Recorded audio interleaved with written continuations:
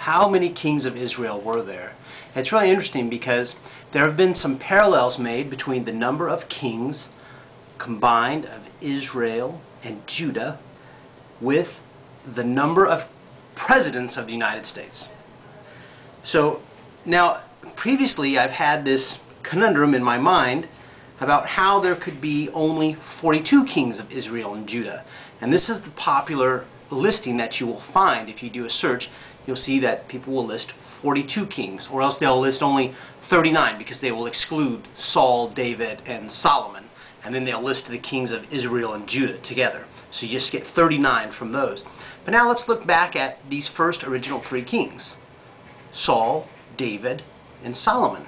Were there no other kings? Okay, in America, how is a president elected?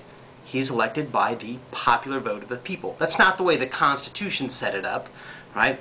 There was a much better way to safeguard us against electing frauds. So, of course, the fraudulent... No, anyway, that's a segue. But I looked back in the Bible, and people were overlooking. Now, let's look at... let's see. Grover Cleveland. He was both the 22nd President of the United States and the 24th. His term was interrupted by Benjamin Harrison, the 23rd President of the U.S. But now, let's look over again at King David. Was David's reign as king continuous? No, it wasn't.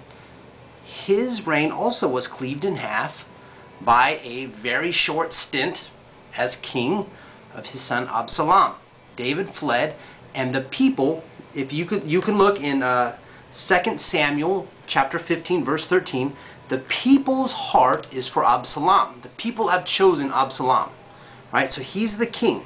Now some people might say, well, that doesn't count because God didn't choose him, but God also didn't choose Saul, and everyone counts Saul as the first king of Israel. So Saul definitely was the king, the first king, and Absalom also was the king. He was the king, I think, for only a few days, but he was the king.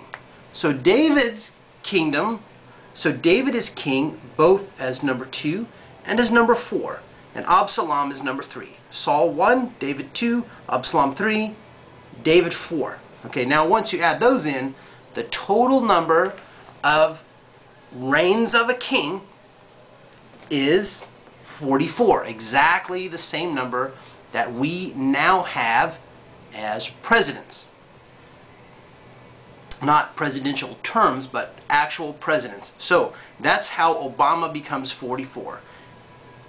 So there it is. There's both 44 kings of Israel, and then their kingdom ended, and now we are on the 44th president. And that's interesting because there have been many prophecies that the United States will fail during the presidency of Obama or immediately thereafter, something like this, but that the United States will never be the same again. There will be a totally different type of nation, maybe under a different name, maybe under the same name, but that this is the end of the United States of America as we know it, with the usurper, President Barack Obama.